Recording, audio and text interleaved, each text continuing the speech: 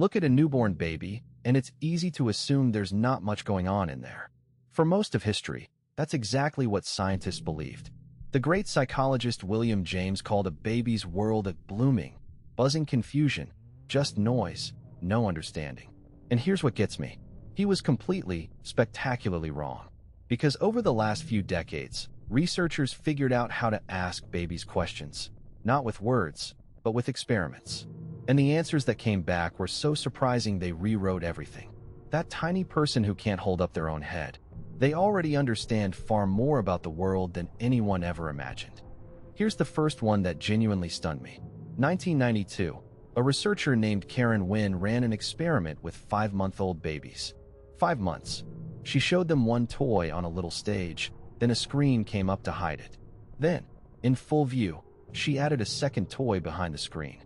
So when the screen drops, there should be 2. And sometimes there were.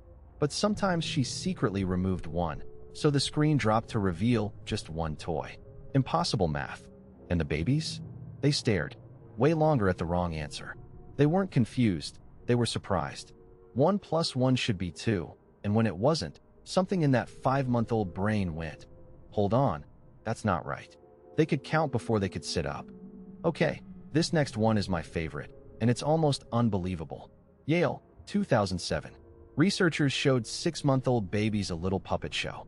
A round character is struggling to climb a hill. One puppet comes and helps push it up. Another puppet comes and shoves it back down. Simple, a helper and a hinderer. Then they offered the babies a choice.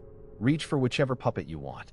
And overwhelmingly, again and again, the babies reached for the helper. 6 months old.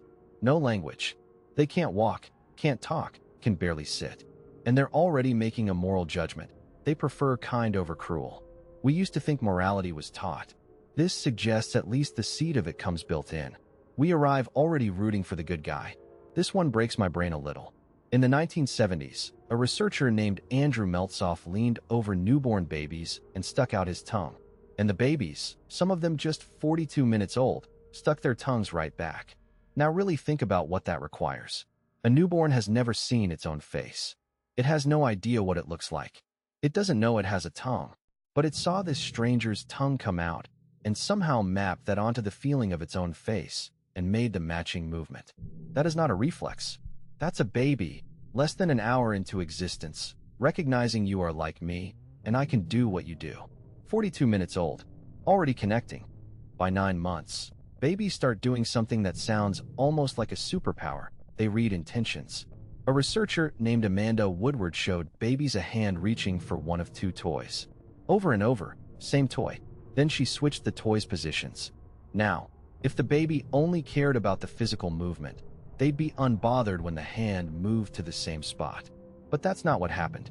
The babies were surprised when the hand reached for the different toy, even in the same location. Why? Because they weren't tracking the movement. They were tracking the goal. What does this person want? A 9-month-old, who has never spoken a word, is already modeling the invisible intentions inside someone else's mind. That's the foundation of every relationship you'll ever have. And it's online before the first birthday. Here's the idea that completely changed how I see babies. The researcher Alison Gopnik calls them the research and development department of the human species. And she means it literally. A baby dropping food off the high chair over and over isn't being annoying. They're running an experiment. Does it fall every time? What about now? What about this? They test, they observe, they revise. In one study, babies who saw something physically impossible, like a ball seeming to roll through a solid wall, didn't just stare longer. Afterward, they grabbed that exact ball and banged it on the table, as if to check. Okay, what are you actually made of? They're not passively soaking up the world.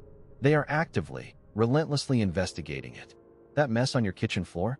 That's a laboratory. So why does any of this matter beyond being delightful? Because it changes what a baby actually is. Not an empty cup waiting to be filled. A working mind, counting, judging, copying, predicting, experimenting from the very start. And here's the part one find genuinely moving.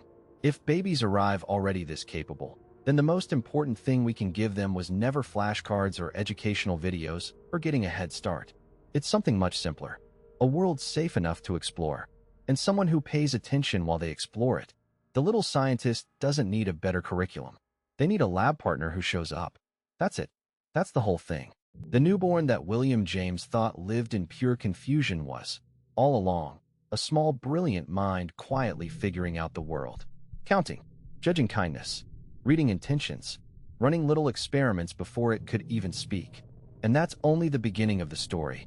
Next time, we go inside that astonishing first-year brain, how it physically builds itself faster than it ever will again, and why what happens in there shapes the entire person to come. This is the first chapter. Subscribe, and I'll see you in the next one.